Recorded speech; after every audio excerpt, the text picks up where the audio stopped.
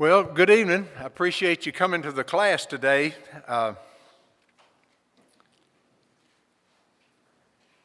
We come here quite often to enjoy, to visit, to renew old acquaintances. But mostly we never think about how this all actually got here.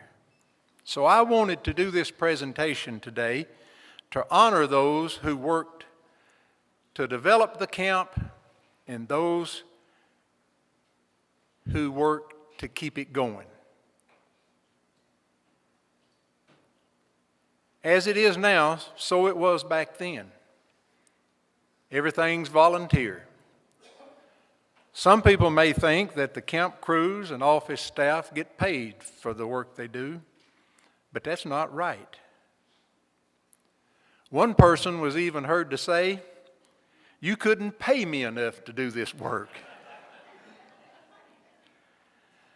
So to those who ride the mowers in the hot sun, repair frozen water leaks in the snow and ice, repair the equipment, work all day at various projects to maintain it in the near pristine condition you see today, living in cold or hot RVs, fighting fire ants, spiders, wasps, mud daubers, and even scorpions, I'm told, from time to time, and rats, providing your own support. But think about it. None of us would accept any pay but from the Lord in the form of that eternal home one day. Before I start, I would like to thank Brenda Blair for all the work she did in putting this presentation together. She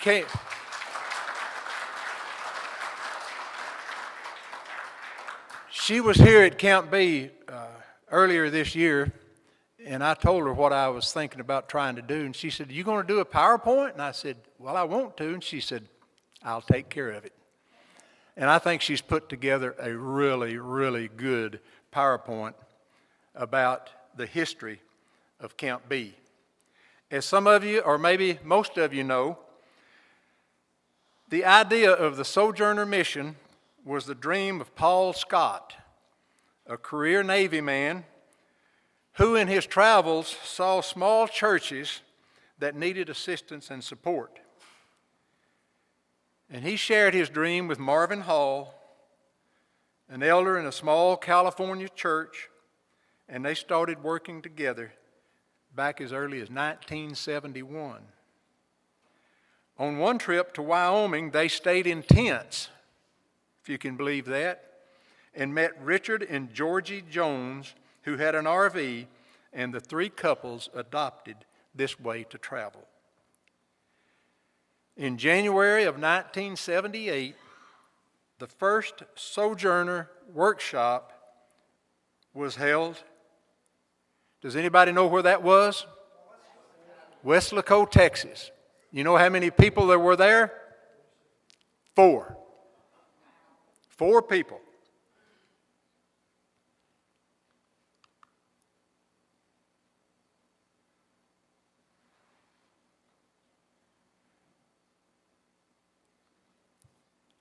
Ronnie, I need you to back me up one. There you go. The name National Evangelism with Sojourners, which we call NEWS, and the logo were formally adopted on January the 20th, 1979.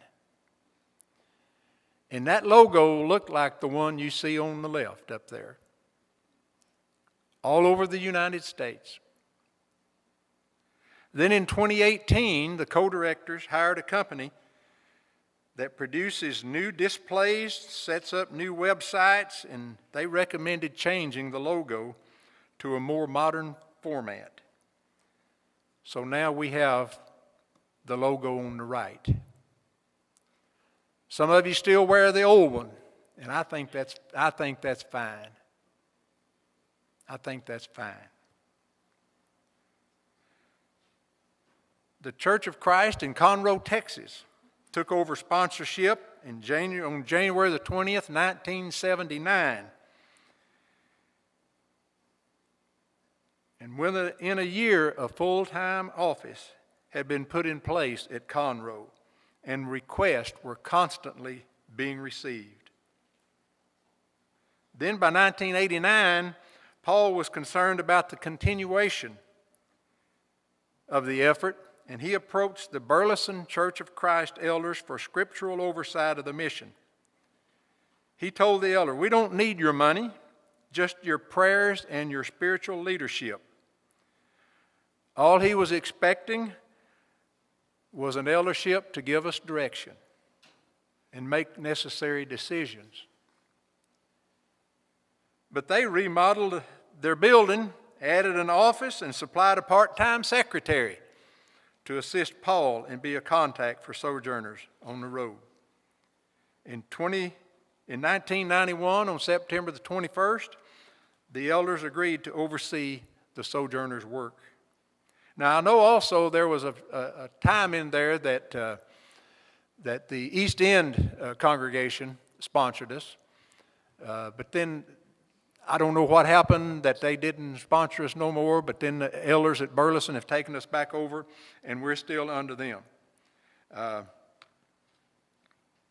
guess if I just read a little bit here, it told me that in 2005 and 2007 was when we were under the oversight of the Eastern Hills eldership.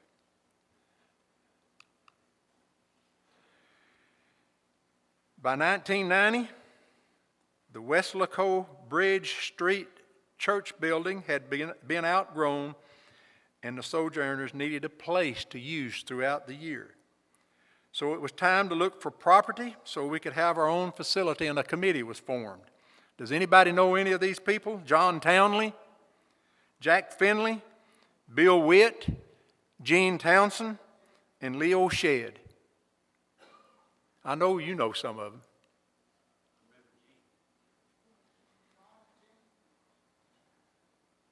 And they were the signers, the steering committee, in 1991.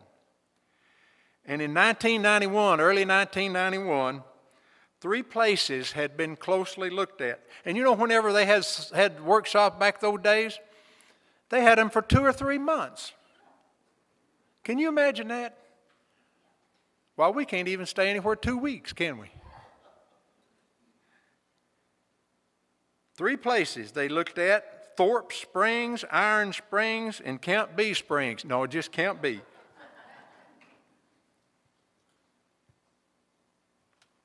And some of them visited those camps, and Camp B was chosen. B. Agnew, hence the name, Camp B, lived in the house here at the camp, donated a 37-acre camp to the Washington Street Church of Christ on condition it would be used as a youth camp. And it was for years. I also understand they had some singing schools out here. They had it 5 years, and use of the camp had not been sufficient to justify the upkeep, so they put it up for sale. It was appraised at $185,000 back then.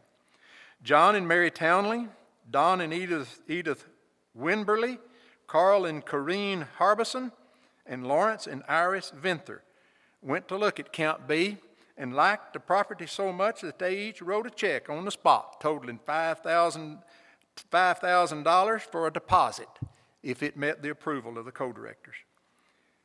Information was sent and shared at the January-February workshop at Weslaco, and during there some of the men came to Marshall to bid on the property. Another contract had been offered, but Miss B wanted the camp to stay as part of the church. So The elders negotiated for a $40,000 down payment, which would pay the indebtedness on the camp and give us 1 year to come up with the remaining 80. I don't understand 40,000 and 85, but anyhow, we come up with the remaining amount. And pledges were made and given during the year, and the property was paid off in March of 1992. Here's a note from the original writer of the history. Camp B is here because of the faith and generosity of a few and continues to grow because of God's blessings and giving spirit sojourners display today. Camp B was purchased by about 40 sojourners. They had been looking for a place where everyone could meet for a workshop and all could be together in one spot, and that wasn't possible at Weslaco. The Washington Street Church could have sold the property for more money, but like the mission and work of the sojourners, these few sojourners pooled their resources, made pledges, and even took out personal loans to make this dream come true. The last Weslaco workshop was January and February of 1995. In 1995, Paul Scott could not keep up with the challenges of the fast-growing sojourner mission, so he asked some men to assist him. The first co-directors were Kit Wren, Foy Johnson, Don Norman, Carl Lamp, and Foy was also co-director over Sojourn, and Darrell was co-director over workshops. Paul Scott remained an active. He didn't ever rotate off, as I understand. Is that right, Brenda? He was there all the time. He never rotated off as a director, co-director. But he was there until about August of 1997, and then on September the 10th, 2007, he went home.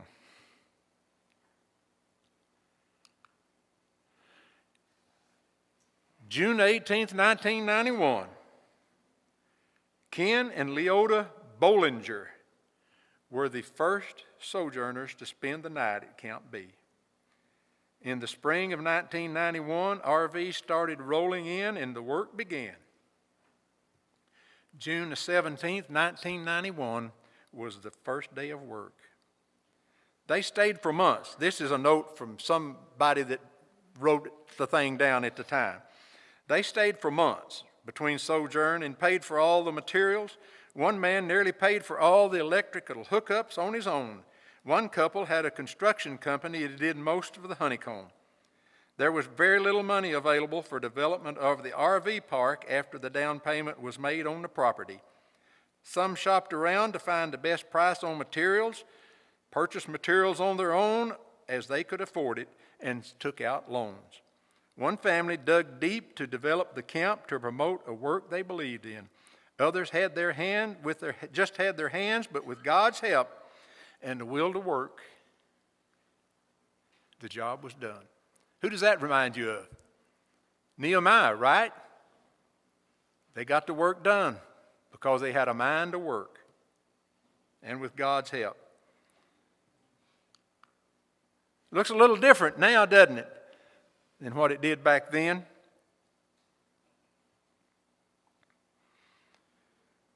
We had a pool in those days, back up here now where the shop is. I'll go into that a little bit more. 1991, the road work and the progression. More road work and the ladies making, nothing changed, has it, ladies? You know, they said that they provided meals. I don't know how many meals that was a day, but it said provided meals for the people that work in here at $2.50 a day. Man. It said usually had enough leftovers for the evening meals.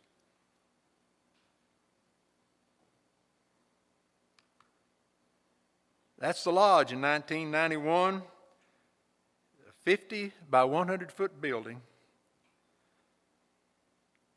This is an original report about Camp B. There's a very nice central building which is in excellent condition. There's a restaurant-style kitchen, a commercial dishwasher, refrigerator, and ice maker. You know, you can still see resemblance in that today, can't you? We've made some changes, of course, updates and whatnot, but you can still see the resemblance. Next to the kitchen is a room which contains 2 single beds and has its own bath. This was called the camp cook's room. There's also a men's room and a ladies' room. At the opposite end from the kitchen is a well-built fireplace and plenty of wood. The floor is uncovered concrete. It is usable as it is, but over time, it should have some acoustical treatment to the ceiling and possibly the floor. It looks to me like the main building alone, with all that goes in it, would be worth the total price that was paid. Trees were cleared, leaves raked. The camp hadn't been used at that time for 2 years. Ditches were dug, electric and water and sewer lines laid. All buildings cleaned and the cabins refurnished with insulation, sheetrock, paint, and the outsides covered with siding. 2 cabins with a breezeway were made into one large cabin for a meeting place for the men. A nature trail was cleared around the back 23 acres of the property. The front 14 acres is where 82 RV sites were built. I think we got about 170 now. There was a lot of activity going on in October, even though that many had worked all summer installing all of that. Work was still in progress, joining the 2 cabins that became the beehive. Ladies, it was used by the men first as where they met for classes. As I understand, the cabins at that time were not in real good shape. Harold and Dia say, no, they weren't. Now here is pouring of sidewalk from the lodge and the 1991 workshop attendees.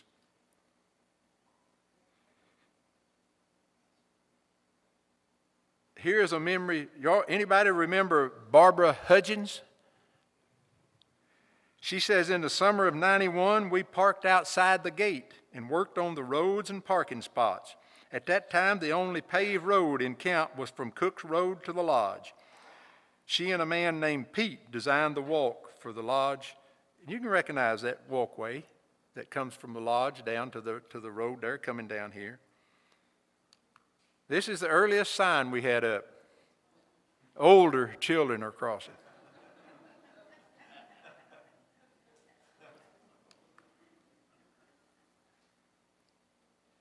First workshop, October and November of 1991.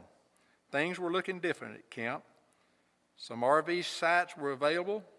We had 101 rigs, and everyone met in the lodge for the combined workshop.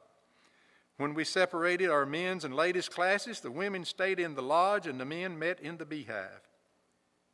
Songbooks were donated by the Mineral Wells congregation. Did anybody know that? First songbooks donated here to the Sojourners were from Mineral Wells. I didn't know that. Some ideas just last and last, don't they? Sign-up sheets. And the hug. That caught on.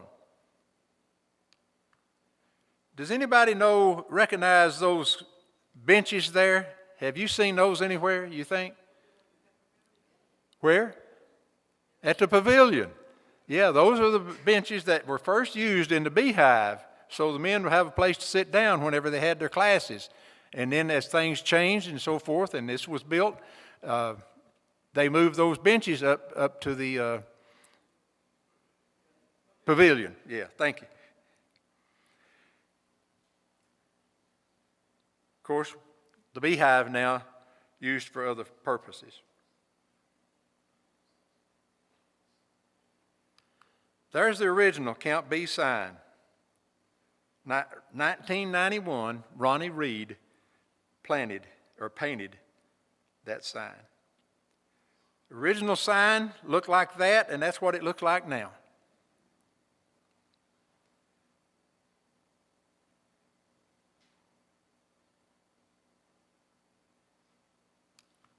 I think this is so cool. Can anybody guess where that is? It's kind of hard to figure it, but if you're standing where the lodge is now, just outside the lodge, and look up the berm there up to the parking lot, that's where that was. That is so cool, isn't it? All over the United States. From an original history by Leroy Pierce, I do not remember a get-acquainted party in 1991, but the one in 1992 was held in the new Honeycomb building. It was a bit crowded in there. This is old concession. You know, out here somewhere, it's hard to me to visualize where it was, but out here somewhere was a softball field. And this building here, you see on my left, your left, was a concession stand. You know what it is now? Look over there just right next to it. That's where it is now. It's up here at the check-in station. But before it was doing that, you know what it was used for before then? Telephone booth. They didn't have these things we carry around in our pocket all the time now, and you can just pull them out and start calling. You had to wait your turn to call to line up. After cell phones, it was used for storage. And before the 2017 workshop, it was moved to Section G. A covered edition was added, and it is used for registration of rigs as we come into the camp. After 1 year of the laundry in the concession stand, can you imagine the laundry being in that little building down there where you check in? I think it had one washer and one dryer. I forget now exactly what it said, but it said after a year they had to add some more stuff because they were needed due to the dirty work going on.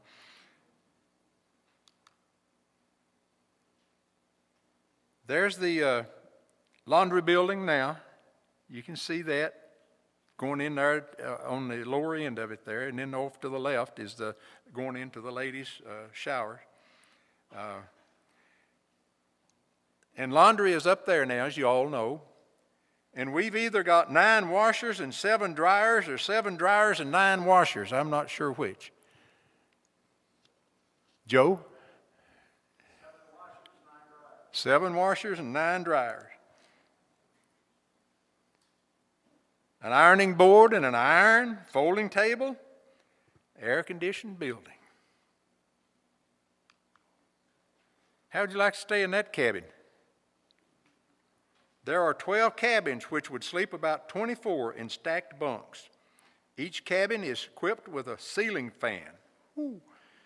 The cabins have deteriorated more than any other buildings. The cabins had something like hardboard or thin plywood on the outside that was unsightly. Or a little worse, with nothing on the inside. They had steel bunk bed frames with a bare mattress for summer use and during the annual singing school held by local congregations.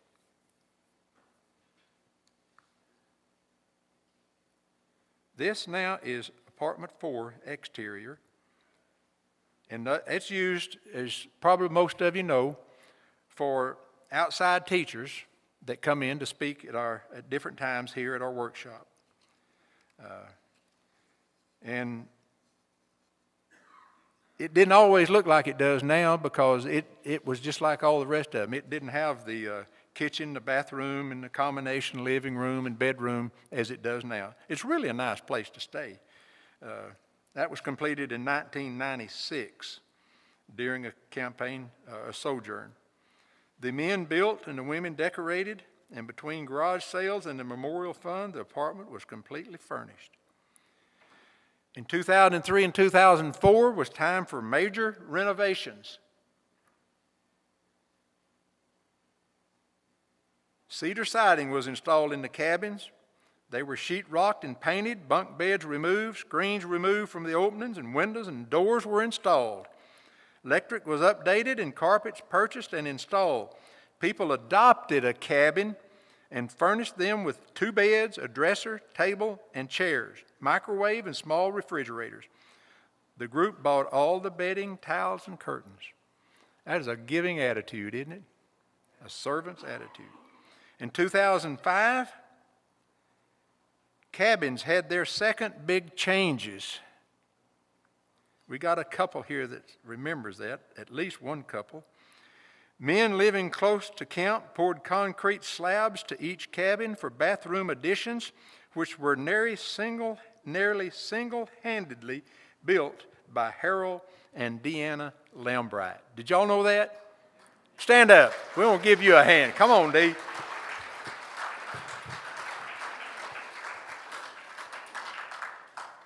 I did not know that.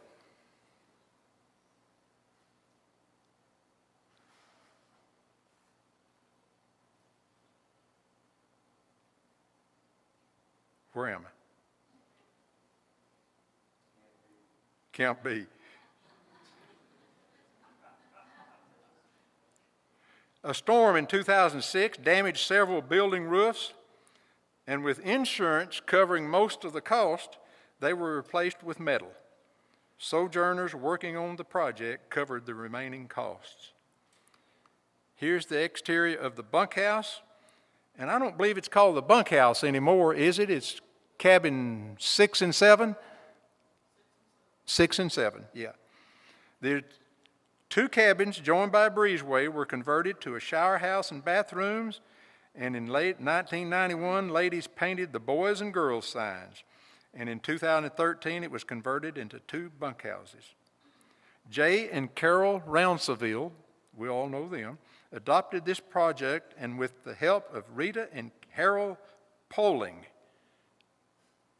removed everything, divided it into 2 units, added windows and doors, and turned it into bunkhouse A and B.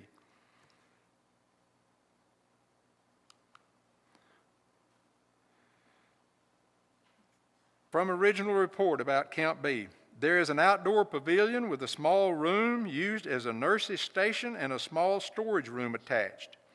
The nurse's station became the barber beauty shop, where some cut and fixed hair for a donation to the camp fund. Electricity was added to the pavilion in 2004. And that's what it looked like in 1991, and the one on the right is what it looks like today. And you see those benches there that used to be over in what's now the beehive. Those are the 2 small rooms in the pavilion there that I think the one on the, as you're looking at it, the one on the right is for paint and stuff like that. And the one on the left is for storage of just different, not junk, stuff. Swimming pool. I told you we had a swimming pool here at one time, right where the shop is located now. And then, after a few years, they decided that we're old people. We don't need a swimming pool. Let's convert it into a storm shelter. So they took out the swimming pool, bought a couple of semi-tractor trailer bodies, and put them down in there and covered them over. Built the tall building there you see with the white door. That's an elevator opening. You go in there, get an elevator, and go down into that thing. The other building is at the end of it. You could go down the stairs if you were able to do that. The one on the right is what the shop is now. It's a 40 by 60 foot shop that we built in on top. And the reason we did that is because that concrete that you see there in the picture on the left, it kept leaking. Water would seep down through that and go down in there. We couldn't keep the place down there dry. So we decided to go ahead and we needed the space anyhow to put some of our equipment in. The barn was getting full, and so we built that shop there.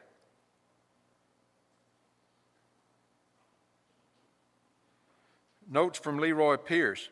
The swimming pool was a mess the first year, but was cleaned and used for a few years. Due to the cost of treatment, of the pool. It was discontinued about 96 and was modified to hold 2 semi-truck trailer bodies that were installed in September 2000 and to become a storm shelter. And what you see here used to be a baseball diamond. Of course, the concrete there, you recognize that. That's the walkway right out here in front, coming off the road down here to it. It's not nearly as big then as it was now. This thing was built in 2 or 3 different phases, I understand. The right there, that's the completed Phase 1 building. In 1992, we had outgrown the lodge for our workshop meeting. The first 50 by 50 foot section of the honeycomb plus the porch was erected in from April to June of 92 in what had used to be the baseball field, assisted greatly by one dedicated couple. 2 classrooms were provided and restrooms for men and women. The auditorium section in the first structure was about 50 by 25 feet with a wide foyer. The building was designed to be expanded when funds were available. Of course, at that time, we didn't know we would outgrow it in just 1 year. The original building was built and primarily paid for by 7 couples. The furnishing fund was started so we could buy chairs and tables and other needed items. In 1993, the honeycomb was enlarged from 50 feet to 120 feet to the south, and a 50 by 50 foot classroom wing added to the east side of the auditorium, which is right through that door there. This project was again assisted greatly by one dedicated couple. Jimmy Hudgens was the construction boss on the project. The south end of the building had been constructed so it could be cut free and moved when the building was expanded. The building was named Honeycomb at this time.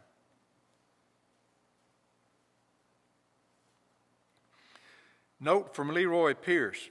The writer was told that when Jimmy was cutting the back wall loose and had one cut to make, he was asked if he was ready to make it. He said, "Nope, I'm coming down to have a prayer first." The end section was moved 70 feet in one piece and became the south end of the new auditorium addition. And there's a picture of it all going on.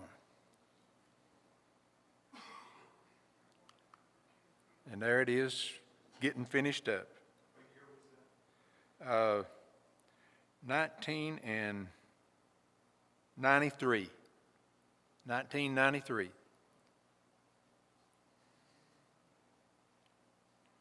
The new wing has 4 classrooms and a restroom, and the old section had 2 classrooms which are used for offices during workshops. The final cleaning was done and a new building was ready for the 1993 workshop. There's a picture of Barbara Hudgens cleaning up and a picture of the 1993 Sojourner hug. And you can tell that they had it right outside the building here. We usually get up there at the parking lot now, but the camp office was also the Sojourner office in 1991. Cold air was always present, and this was a very crowded office. In late 1994, Jim and Lucille Welch purchased Mrs. B's, and by late 1996, they sold it to Foy and Helen Johnson, who deemed it an ideal office location. Now, as I understand it, Brenda, you correct me if I'm wrong, but the house wasn't part of the original buy. Is that right?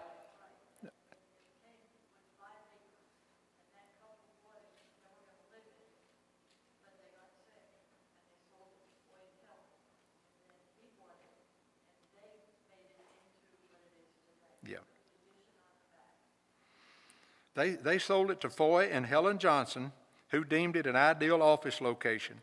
They donated the house on 4 acres to Camp B and bore most of the cost of renovation and for the addition. This was a very dedicated family at work. In '97, major renovation took place again. Miss B's house was made into the new Sojourner office with an addition across the back for the co-directors. And there's the main crew that worked on converting the house. and there they are at work on it. 2 couples shelled the house and started renovation. A large crew in April and May started renovation, but work stopped for them to go sojourning. And in September, a large crew began working on the inside, and it was moved in, and the new office was operational before the 97 workshop, so they got after it. And the back part that they added on provided office space for 5 co-directors with a private office for Paul Scott's equipment, but he never was able to use his office due to poor health. That office is now for the co-director on duty.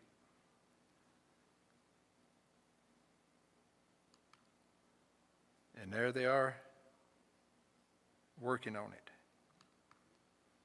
Parking for the co-directors and the secretary. RV pad was laid out but not completed. And I hadn't figured this one out yet. The 1997 road from the office to the camp, what were they doing, riding a mule train in there?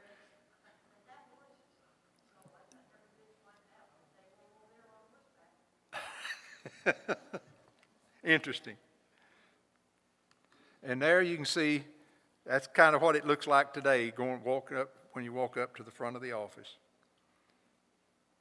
And while this was all going on up front, down below in the trees, a 2-story storage barn was being built. Most of the siding, and I'm not familiar with this statement, the part with the bullet holes was donated. I know there's a story behind that, but I don't guess we got time to get into that today. But I want to hear about that sometime. Jim and Ernie Green donated the sawmill before the workshop in 1994. In the summer of 96, he was sawing logs from various places in camp or that had fallen and making lumber for a barn. Only 2 men were available to help him, and they were sure glad when he ran out of raw material. Cabinets for the office and honeycomb were also made from Camp B lumber. In the fall of 96, the concrete floor and foundation for the barn were completed.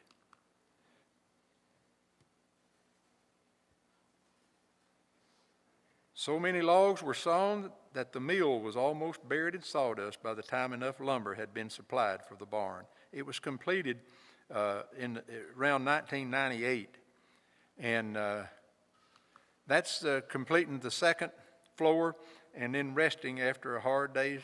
I don't know if they're playing hand and foot or not. I can't tell. There's the barn completed. Still looks a lot like that today.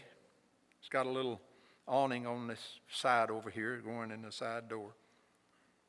And in the area between the pond and F section, 2000, and that's the area between the pond and F section in 2019.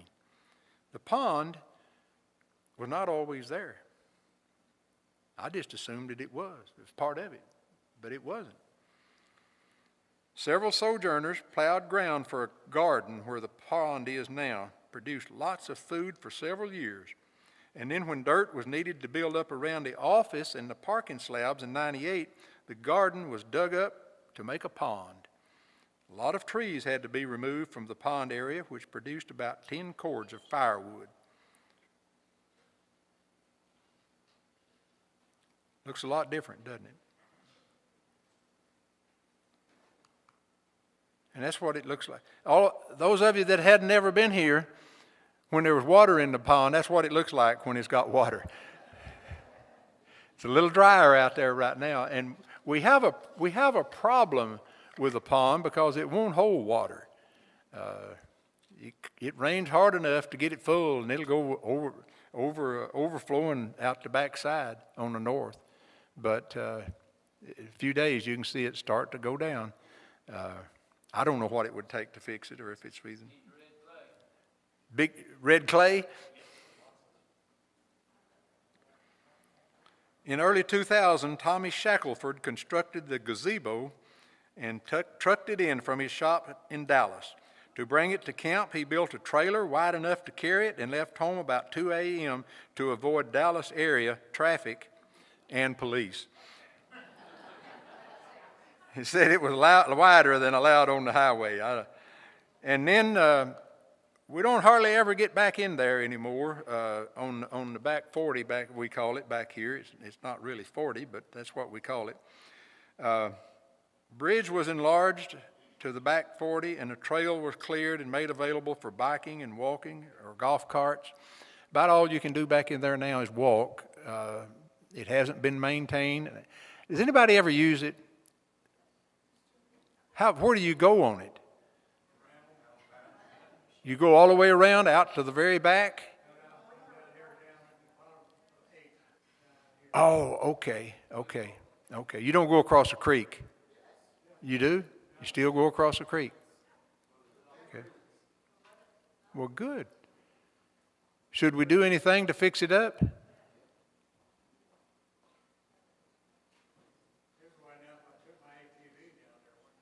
Yeah.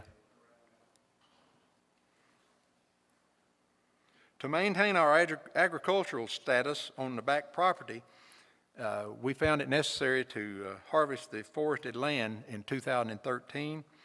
And so we hired a company to come in and they clear cut the property, and it needed rest for a year before replanting. And then we replanted it with 11,600 trees were replanted in 2015, and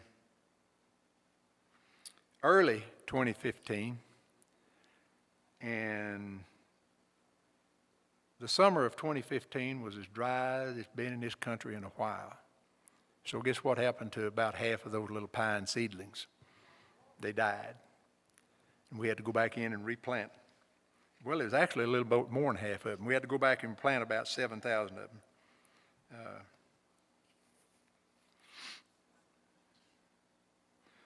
In January of 2016, 3 men hand-planted 7,000 pine seedlings using a dibble bar tool. Does anybody know what that is? Some of you do. You know what they said after they got finished? They said they had dibble bar foot. And I can imagine. That's the trees in 2013. They quite a bit bigger than that today. Plaques in the honeycomb from the Memorial Fund. And Amanda. Did anybody here know Amanda? Amanda's Garden is what they call that area right up there just on the other side of Cabin 1. And it said whenever it was planted, and for several years, it was really, really, really a nice flower garden. It's kind of gone to waste now.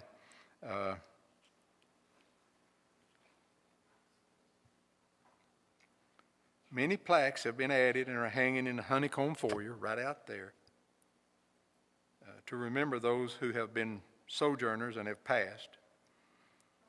Yes.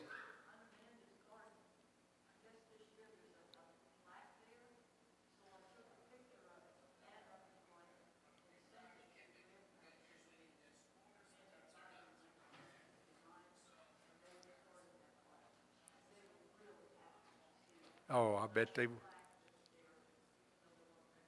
Yeah, I bet they were. The magnolia trees at the entrance to the camp were planted in February of '94 in memory of Toria Rooker, mother of Helen Johnson and Kathleen Atkinson. And one was in memory of Jack Gladman. The 4 benches on the porch of the honeycomb are in memory of Jack Gladman and Fay Lassiter. The bench there, right out here, is in memory of Jim Bobbitt, and a bench up on the street here, as you're going out, is in the red one, is in memory of Jeremy Sanders. And much of it, we still have the working spirit, do we not? No matter that we're all older. This is evidenced by a tornado that struck the upper level of camp on March of 2017. It was a mess. I mean, it got a lot of trees here. And here is a picture. I didn't realize I wasn't clicking. Yes. Go back to the benches. Can you back me up a couple, Ronnie? Just one.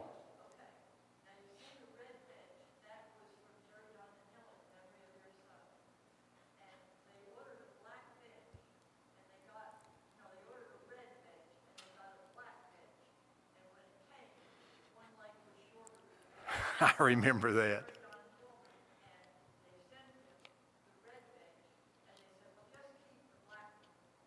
So it's one.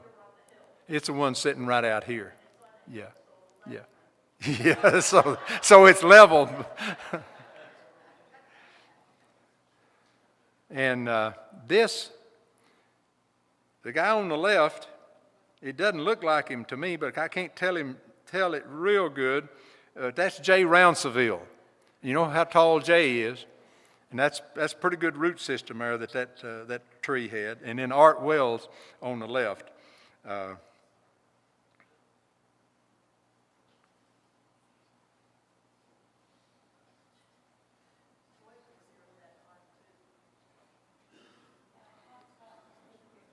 I don't know when this note was made, but it says Jim Eby. Is that how you pronounced his name? E-B-Y? Did anybody know him? Huh? Ebby. Okay. One of the original advisors to Paul Scott was just listed in the journal as having passed away, and I don't know how long that's been. Couple of months, okay. And Foy Johnson, one of the largest contributors to the work at Camp B, passed away last year.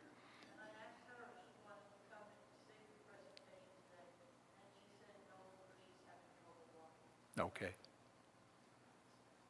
We're losing them. And do we even know what they sacrificed for us to have here? We've got a great place here to come and to meet and to plan our work for the following year. Ibbity, ibbity, ibbity. That's all, folks. Thank you all for coming.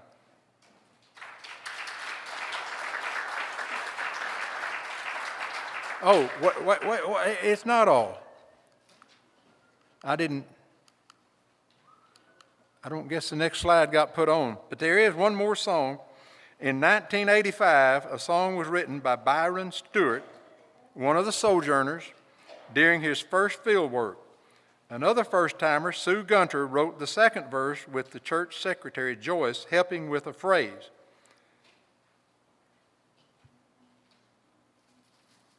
The Lord has commanded, go carry my word to lost dying sinner who never have heard. And that's why we're smiling and happy to be in the Lord's service. Sojourners are we, sojourners are we, for Jesus our Lord. Sojourners are we to carry his word. We carry the message in red RVs. We're serving our master. Sojourners are we. Lord has commanded, go strengthen my church. Oh, never mind. That's enough.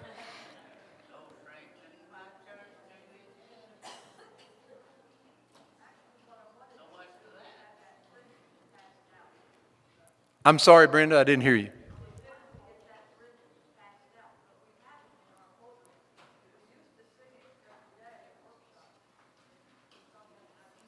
We've gotten away from that, hadn't we? Yeah. Okay. Thank you all for coming. Remember.